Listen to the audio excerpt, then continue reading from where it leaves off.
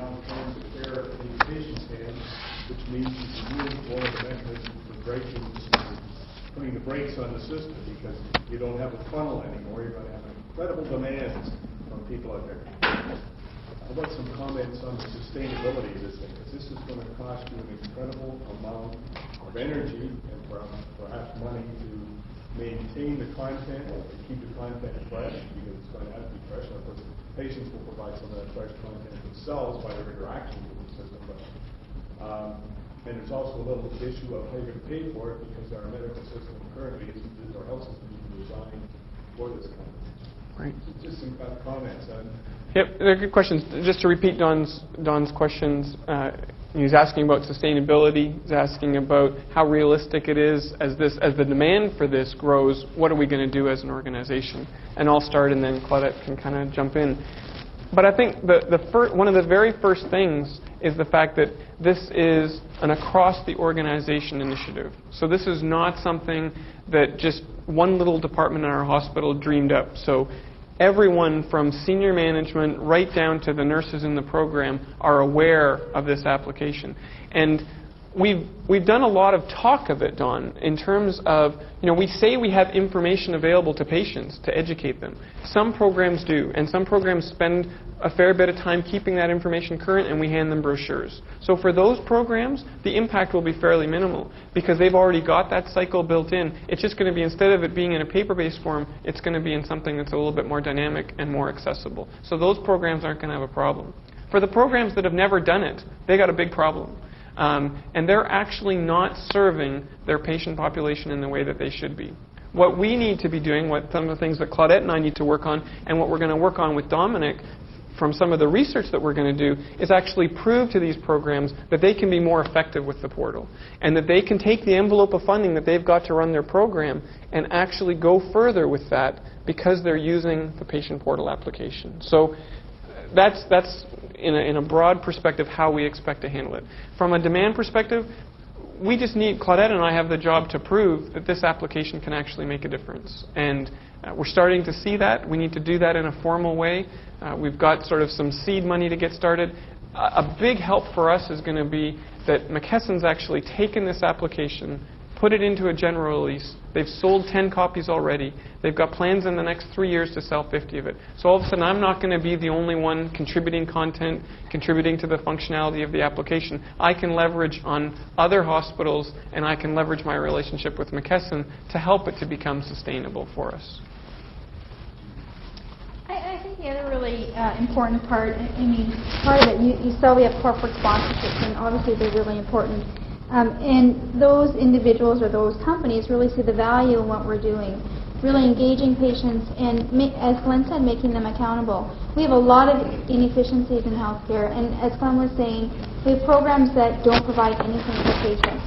And so those are the programs that you see, what we call the repeaters. They're coming in all the time because they're not managing themselves. They don't have the knowledge base. They don't have the support or whatever to be able to do that. And so this is a tool that provides them a way that they can at least get at it to manage themselves better, so we have more effective use of the healthcare organization, being proactive versus in a reactive mode, and many people in crises all the time.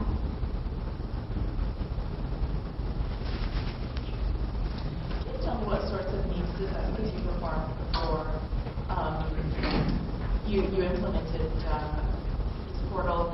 You alluded to the Canadian Cancer Society needs assessment, but was there anything else, or was it just that? Go ahead. We did a survey. Repeat the question. The question is, do we do a needs assessment before? What types of needs assessments do we do?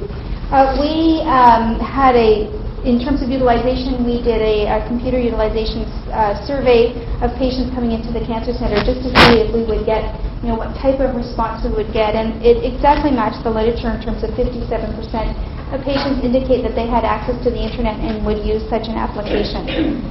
In terms of what patients need and want, most of that was really not formally done. It's very informal. Anecdotally, we have stories that come about from patients. And you know what? Healthcare providers have a very good sense. And that's why we've used them so, or not used, I don't want to say used, but they've participated so extensively in the development of the information. It's because they hear what patients want to know every single day. And they are the first connection the patient has to the healthcare organization. So if we can take those frequently asked questions or those issues that are most important and inherent to patient care and put them in a tool that really supports ongoing development and journey through treatment, that's how we came about it. That's what we wanted to do. Two other reports that came out just around the same time, the Romano report and the Kirby report, both saying that patients were having trouble navigating through the system. So that really substantiated our need for this kind of an application. We had the opportunity through some of those sessions where we both talked about the portal and the session sponsored by Cell Exchange, where we could actually present, first of all, the idea and the concept, and then secondly, our prototype. The feedback that we got from, probably a group of about 400 people from a range of backgrounds was this was the kind of thing they would use tomorrow. So we got really good confirmation cross-industry from people that really had experienced the healthcare system both in Canada and the U.S. Privacy issues are generally constrained web-based distribution of patient information. How does your portal? The Chief Privacy Officer reports to me, and I just told her she can't say anything negative about this application. It's been a fairly significant issue. We've done a lot of work, Claudette could talk to technically from an encryption perspective to make sure that we're at sort of an industry standard from encryption. The other side of it, though, is the health privacy legislation really supports the notion that it's the patient's information and they can do with it as they want. And so they're giving consent if they're sharing their password with this application with their neighbor because their neighbor's going to be driving them next week and they want their neighbor to see the schedule, or their son who lives in Vancouver so he can know what their parent's going through. Or similarly, sitting in a clinic room and turning the laptop over to the physician to say, you can see what my fatigue's like, and allowing the physician. So it's really consent, and it's putting the power in the patient's hands to give consent. So that's, in principle, where we've gone. We're going to run into some bumps, no question. And my privacy officer's way over here, and I'm way over here, and the term that she and I use is practical privacy, and really making it practical so that patients get the services that they need. Just in the back there. For example, if I check in and take some medication, and you can see there's a side effect, right? So that one is obviously a very large medical knowledge, and potentially they can grow, increase as well as new medication being produced, or new kind of drug or effects being discovered. How you manage this kind of knowledge expansion or update? The question is, how do we manage knowledge expansion and put those things into the portal? What we've done is we've looked at processes in our organization, and specifically to the Cancer Center, in relationship to professional practice or practice from the oncologist. And really, portal is a component of that practice group. And so, for example, say there's some amazing new medication that comes out, and they have permission from CCO to utilize it for patients. That gets discussed at that particular group, at that level, and if it actually gets passed, that they would use it in the organization, then they would discuss that and make that recommendation would go forward. What we've done with the particular cancer groups is that they have a physician lead. And so for breast cancer, we had Dr. Carolyn Campbell. She was the lead, and she would recommend what we would be populating in the portal. So we talked to her about the different type of treatment plans and protocols that we utilize, and the ones that were the highest usage groups were populated. And so when she comes back, every so often the plan is that we will have routine question. Okay, we've come up, it's been 6 months, do we need to change anything to portal? I think it's really important that I'm not the owner of that information, that I'm not the owner of the person that demands that there are changes. I can make suggestions because things happen and I suggest all the time. I get into a lot of trouble. But You know, it really belongs with a professional practice group, and really we want it to reflect the activity that is really happening within our organization, regardless if it's cancer therapy, renal therapy, diabetes, children's, whatever. And I would add 2 other points to that. One is we're having discussions right now with Cancer Care Ontario, and our hope is that Cancer Care Ontario would adopt this as a provincial application, not just as an application of our cancer centre. And so then we can spread some of the responsibility of keeping the content related to the different disease groupings within cancer to different centres across the province. And that already exists today from a practice perspective, where you can know that if you need to receive gynecological cancer services, Hamilton's the place to go. If you need head and neck, you know, Princess Margaret is the place you go. So we're already having discussions about some of the content that those centers are maintaining in terms of what they give to patients in the paper format, and saying, okay, how can we leverage the portal then to be able to get access to that information to make it available electronically. So that's one way. The second is just what I talked about in terms of, from a McKesson perspective, we're going to enter into a pool of people that are using this application, and we're going to share our content in that pool back and forth. Again, getting ideas, leveraging what other people are doing. And just to build on Glen's comment as well, you know, we're talking about partnerships with Princess Margaret and Cancer Care Ontario. We're really looking at the beginning of establishing provincial collaboration and bringing forth information that can be shared in any town or region across the province and potentially Canada. So we're really looking at standardization. I guess my biggest response when I was developing breast cancer was that there is so much information out there, and everybody has a different, you know, slant on it, and who really takes the leadership on that. And I think the portal is one way, or is a tool that can assist in standardization of information across the board, which we haven't seen in healthcare. Every little place does their own thing, and we want to move away from that. We want to make it standardized. 57% of your patients had internet access, or 43 do not. How do you deal with that 43, and how do you funnel knowledge, and how do you integrate them in some way into the system? The question is, how do we integrate the 43% of patients that don't have internet access, and how do we provide them with the information? It's a very good question. We wanted to tackle the 57% at the beginning. We want to be able to provide the information, obviously in paper format, for those that choose that route. The information right now is not available as such, in particularly related to the treatment plans. As I said previously, they were handing them a piece of textbook to patients. So we want to see a couple of things. One, what are the real needs for those patients? We don't have a really good idea of that. We haven't assessed that. And B, can we utilize family members for those patients to assist them? That's the key, is seeing if they have a support person that would help them through their therapy by having access to the internet. And internet use in our region is growing at a rate of 6% a year. So it's not going to take very long as we continue to grow in rolling out the portal for that number to keep growing. We have PCs located within a resource center for patients where they can get access. You can get access now in the libraries. And I think, as Claudette said, a large part of that group, when we did our survey, were people that were over 60. And again, they're relying on other people to support them through their care process. But you're working in an urban environment, in a remote and rural environment. That would be different.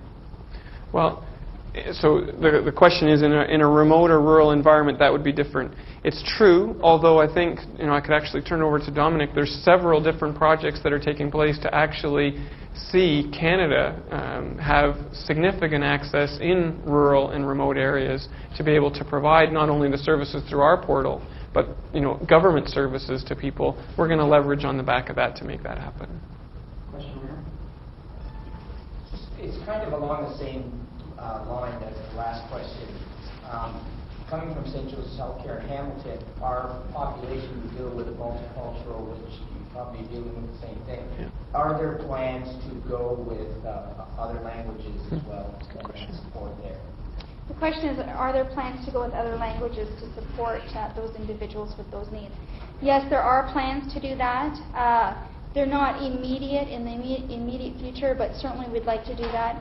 We've had some discussion about the multicultural groups that are specifically related to this area. And it's getting into those translation services and providing that information, which will be, I think, the biggest challenge. It's hard to translate healthcare information into different languages. So it's obviously on our radar screen. Thank you. Questions, actually. Considering this is a portal, what are the various softwares that you're combining into one? I understand you've got McKesson. What other ones are you using? McKesson is the foundation right now. Sorry, repeat the question, Dominic. Just got to say it over and over again. The question is, what are the other software applications that we're using in relation to it? And actually, I might even got a McKesson person here, and they could maybe help us out. Neither Claudette and I have degrees in technical knowledge, but we're certainly it's built in the same foundation as McKesson's physician portal. And McKesson's physician portal has over 80 enablers from different source system applications that flow information into the patient portal. And so certainly we're going to leverage that information. So for example, in our environment right now, all of the dictated notes are in linear system. So we already have an enabler to provide physicians with those dictated notes. We're going to be providing those dictated notes to the patients through that same enabler into our patient portal environment.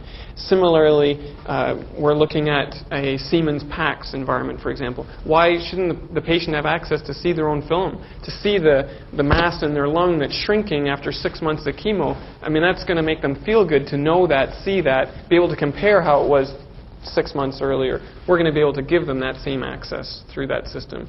We are having discussions with other places like Princess Margaret, for example. They have some electronic patient education information that's available. We're going to be talking about how to make that available in our portal. It's in a very open environment. The foundation is called Vignette. And so it's developed in the Vignette environment, which is something that's, multiple industries use as their sort of business intelligence software that can build on learnings, build on interactions. Part of the reason why we went with the McKesson application is for that very reason, because we would actually like to start providing the patients with sort of decision support tools that they can work with themselves, and that environment will support that. So is your legacy system McKesson-based one, or do you have multiple best-of-breed type? I would say that the question is our legacy systems, are they all McKesson? And the answer is no, they're not all McKesson. I would say about 70% of our applications are McKesson, but certainly things like pathology results, dictation, as I've referred to, our food services system, currently today our workload measurement system, those are all non-McKesson systems. The other question was, for those changes and edits that you want to make to this product, who does them? Is it mainly McKesson, or do you do them in-house? The question is, who makes the changes and edits to the content? I do. Me. And it's very easy, because when I started this project, I had no idea of how to do any of this, and rapidly learned how to do that. An hour you can learn how to do that. I do also work with a web analyst who assists me in actually she can put things into HTML faster than I can. So I give her those things to do, and we work really collaboratively together, and we do some negotiation about certain things. But the content is actually populated from the clinical folks, and so that web analyst really doesn't have an understanding of what some of this stuff means. It's interesting because the last thing we developed was prostate, and her eyes got open. She didn't know a lot of that stuff. We talk very much about going highly graphical rather than words, because when you get to translation, you're going to create an maintenance nightmare. It's going to cost a lot of money unless you can find some very nice volunteers around. And probably a lot of what you do could be shown graphically. I mean, it may not be obvious how to do it. I'm not arguing that one. I just wondered if you've gotten there yet, or are you still fighting with the words, so to speak? And just as an afterthought, we've just been funded to build a portal for newly arrived immigrants, and we're going to make it highly graphical so we don't have the translation problem. So it may be appropriate that we collaborate. So the question was, are we considering graphics for our multicultural translation? And we'll have a discussion.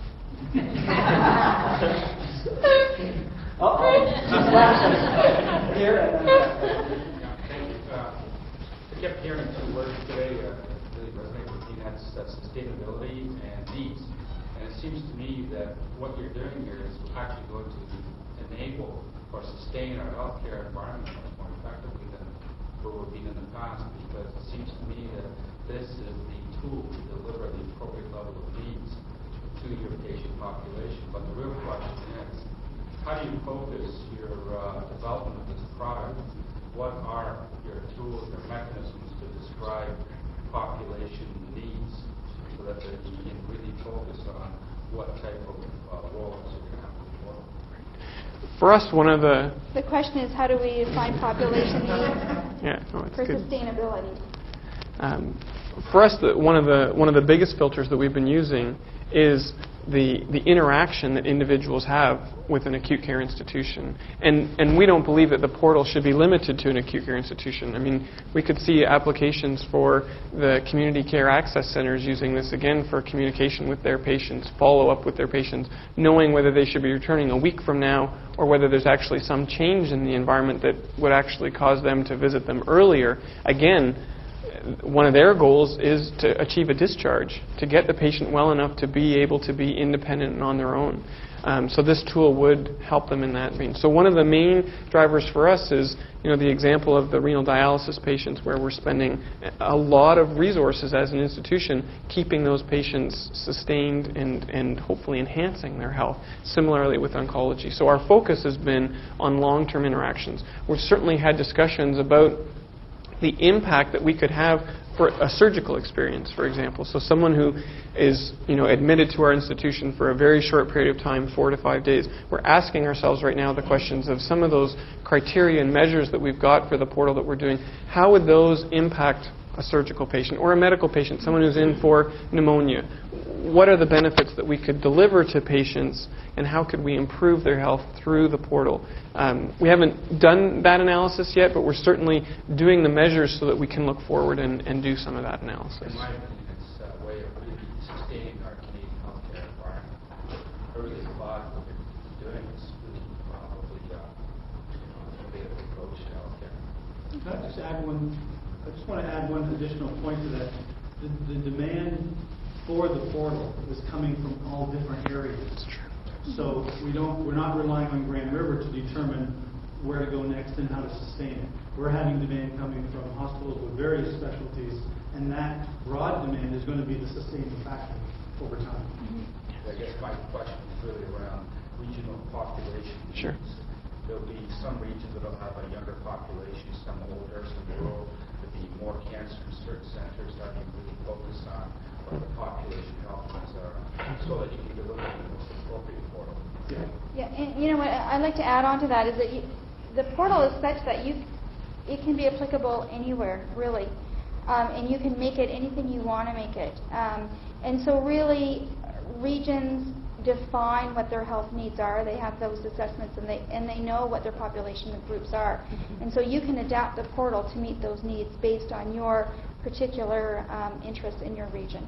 And I would say that even our experience just in the past 6 months is that we've been able to add functionality as patients have demanded it or requested or required it. And so we might not be able to foresee immediately how this could be used from a surgical patient population perspective, but we know we have a flexible environment that can meet those needs quickly, and we can do it ourselves, not having to find a whole pile of resources to make that happen. Question there? I'll try to speak loud so we don't repeat the question, Glen. My question relates to prevention. I know our healthcare system very much is reactive and it's not preventive.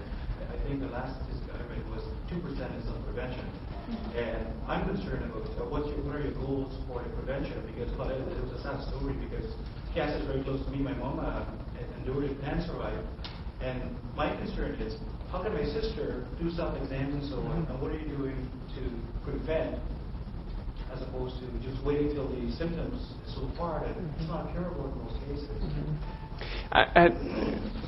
Repeating the question, what are we doing about prevention?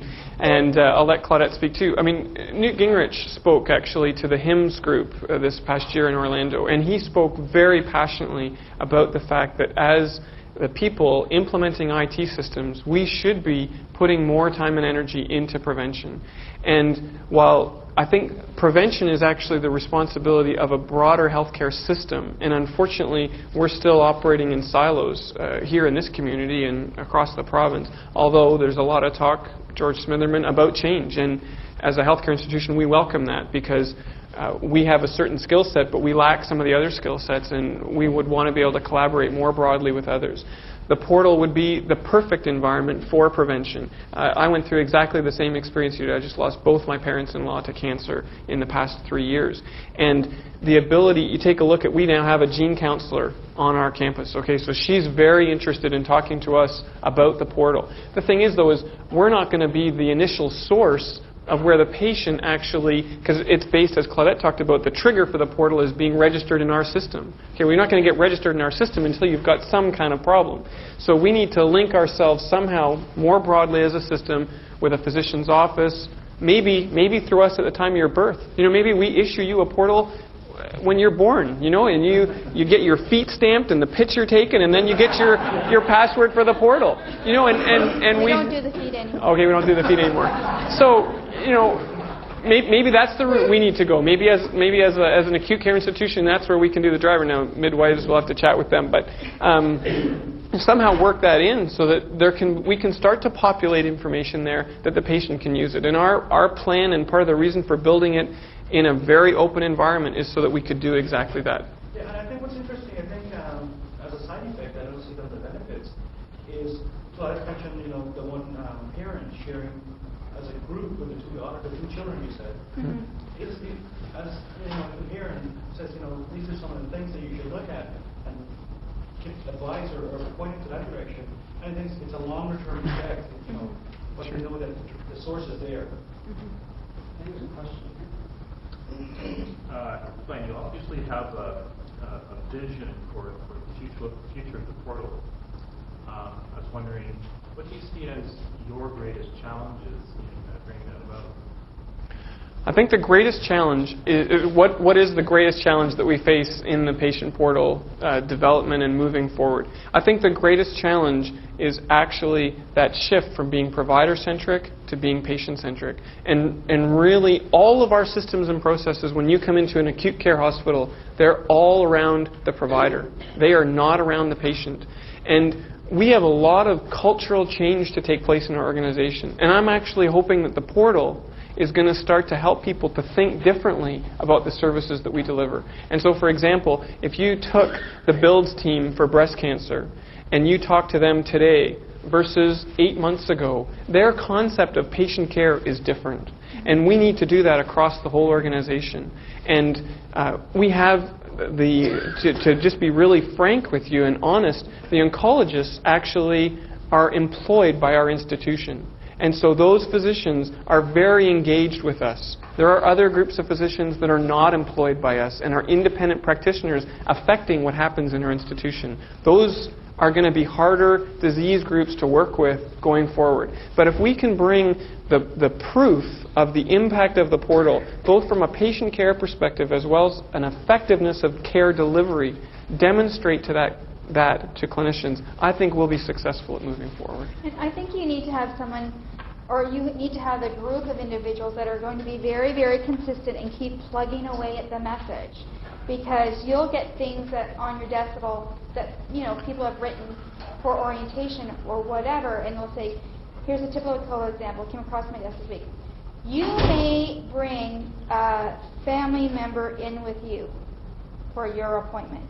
What is that? You may? Like, we're letting you do that? Then, gee, that's really nice. So, you know, change it around and say, you know, we encourage you to bring a family member in to support you. Very different message. So you need to have that group of people that are very consistent and just keep going at it all the time. Yeah, two questions. I noticed you used the word advertise in relationship to the portal, and it struck me that that could be something that could really undermine in the long run a lot of your enterprises, because this is a very vulnerable population, and the whole concept of advertising in the portal, I really wonder about that in terms of the concept. How are you going to handle that? The question is, how are we going to handle the fact that we're advertising in our portal? And Claudette's sort of giving me a nudge saying, we're not really, at least we're not yet, but it's certainly somewhere where we're going to, I believe we're going to get to. And the reason I say that is because I think, at least I acknowledge, I won't generalize, that our current healthcare system is not sustainable from the current sources of funds that we have to provide and meet the expectations of Canadians. And if I, as a healthcare provider institution, don't find new funds to be able to provide and meet those demands, then I'm not going to be able to deliver. And so that's going to take some pretty fundamental changes in our organization in terms of viewing us as a business and viewing us as having business relationships with other vendors that will yield to us a source of revenue that will help us to deliver those services. And there's some pretty big polls there. I'm not necessarily totally endeared by all my colleagues in that view. But it's just a reality that we're facing today. We're facing it with a government that's saying, you know what, hospitals, you got $400 million. That is what you're getting. Okay, for our organization, that translated into less than 1%. Well, you know what? I can't provide the services, the range of services that I'm providing with a 1% increase to my base budget. It's not real, and it's not going to be possible. So if I'm not going to be creative to find new sources of money, then I'm cutting services. That's not the business I want to be in. And I'm hoping the media is not here. Survivors get access to this portal at this time, and after they do, can their general practitioners also access it? The question is, can cancer survivors get access to the portal at this time, and can their physicians have access to it? Two-part question. Yes, if you have been a registered member of our organization, you can have access to your portal. And we have had requests of patients who have been discharged from treatment who have wanted to go back on.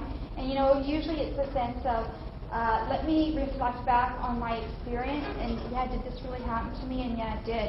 That's some of the feedbacks that we're getting. Can your physician have access? If you allow your physician to have access, the physician can have access. We really put that in the hands of the patient. We're not acting as an intermediary and granting access to other individuals, only the patient who's been validated through our system. And we're really trying to push forward in our organization to have the patient portal have exactly the same access to the clinical information that our clinicians see. The only two barriers to that is, one, that we make sure that the information is presented in a way that the patients understand it. So we don't want to be giving them information that they can't use or can't interpret. And secondly is obviously working with our clinicians to make sure that they're supportive of that, because we don't want to do that sort of as a way that's going to put any barriers up between the patient and their clinician when they're sitting down, and all of a sudden for the first time they realize, oh, this person's really very knowledgeable, knows the notes that I wrote, which actually I think will help in some instances in our organization. But it's what I talked about in terms of becoming patient-centric. It's a huge change for our institution. It's very threatening to some people. When you say, oh, patients should be able to get the results, and what do they need those for? Well, what do you need them for?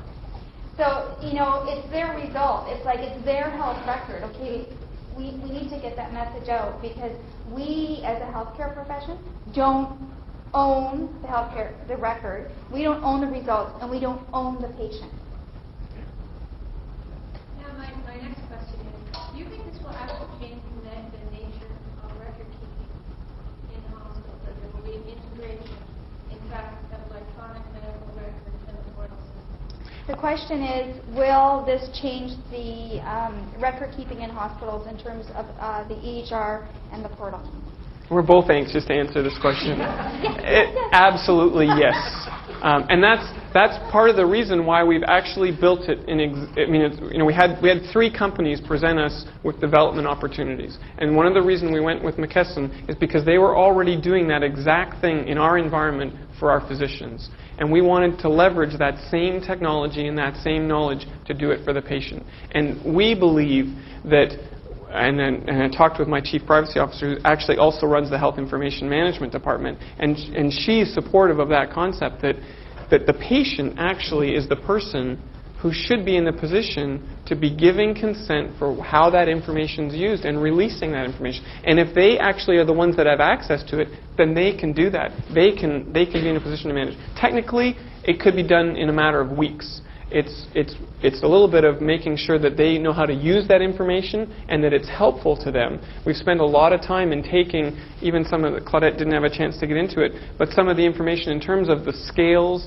of fatigue or the scales of pain, we had to take those and translate those into something that would actually be useful for the patient. So that's work that we need to do as an institution. But we will absolutely get to that point. And we're having discussions next week with Canada Health Infoway to talk to them about this being one of their next streams of applications that they need to be considering. Because as the whole country works at building an EHR, they're building it around the clinician.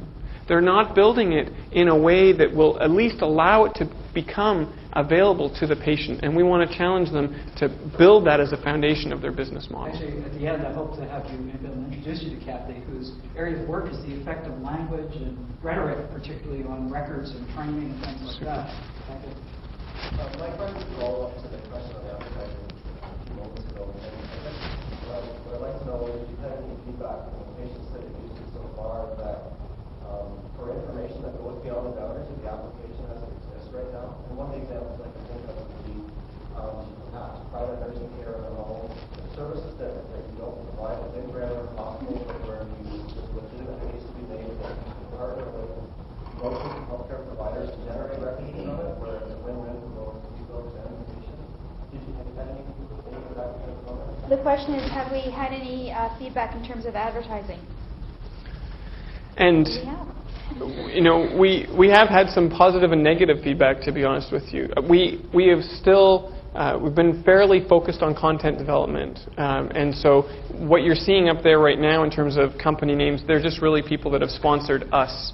We're not at this point offering, that I'm aware of, any. We're still working on it on any companies. What we would probably do is what we would do for other businesses, and we would probably go out to the marketplace in some form of an RFP or competitive bid to say, we've got this opportunity. What are the win-wins for both organizations? I truly believe those win-wins exist. I believe they exist both for the hospital from a revenue perspective. They exist from other business partners. I think the person that wins the most is the patient, because they get access to services. They can see what those services are. To some degree, they're a little bit endorsed by the organization. That's where we get into some of the problems that you talked about, and we do have to work through that. We're not going to totally ignore that. But we're certainly right there and ready to do that. We've actually partnered with a local company that's done some review for us of technically the best way to do that in our portal environment and the cheapest way for us to do that. And we're just working through that before we actually get to the point of talking to different vendors or service providers about how to do that. As I warned you, we probably have to cut this off. Okay. We're very close. I want to give one other person a chance to ask a question, and then we can finish off. Sure. Yes, the question related to some of the things you alluded to about the knowledge base that you have and how it expands. And my question is, how do you see that this knowledge base you've built for your own practices and your own specialties can be portable to other institutions? You have certain treatment plans, and other hospitals may use different treatment plans and have different best practices. We're trying to make it standard. So what is your approach and your vision to try to benefit the largest possible patient population? The second question I have relates to the patient. As a patient, I've been collecting my patient record and my reports for the past years, moving from one country to another and an institution to another, which was the only way to be able to show my practitioners wherever I would go what happened. As this model gets replicated by various institutions, how will you prevent me from having to go to the Grand River portal for those things that have been done at Grand River, and then to the St. Mary's portal for those appointments I have at St. Mary's, and so on and so forth. Do you have the vision for that issue as well? I can answer the second one. Okay, I'll answer the first one. The first one is transferability of the content that we've developed. Absolutely. The way the content is developed and displayed is very simplistic. The FEC, I'll give you an example, FEC treatment protocol is standard. You know, that comes from CCO. We're using the evidence base from CCO and the Kingston Manual. So that is standardized treatment that's offered in this country and in the U.S. So if you're getting that treatment here, the side effects of cyclophosphamide in Canada are going to be the same in Germany, are going to be the same in Boston. That's how it is. So basically, that's how we're manipulating those treatment plans. It's very easily replicated. It's not difficult whatsoever. Glen, second? The second question in relation to multiple institutions, potentially multiple portals. We're certainly experiencing that very much today with our physician portal environment.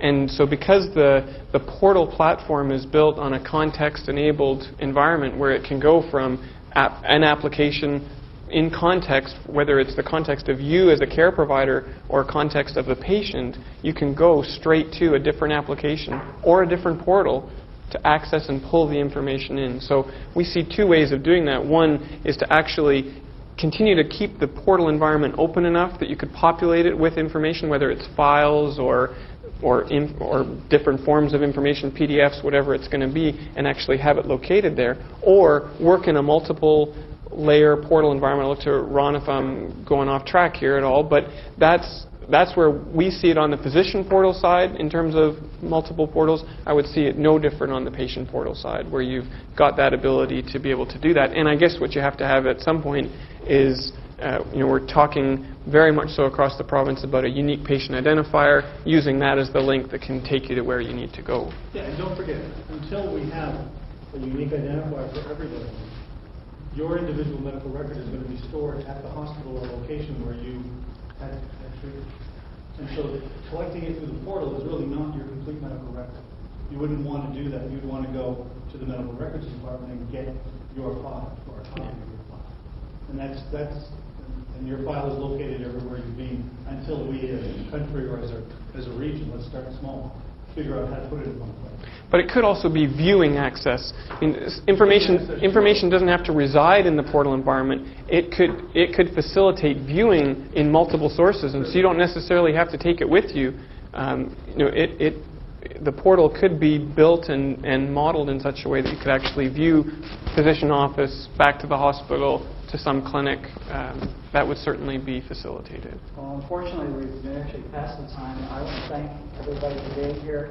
You guys did a great job. Nothing less was expected, but thank you very much.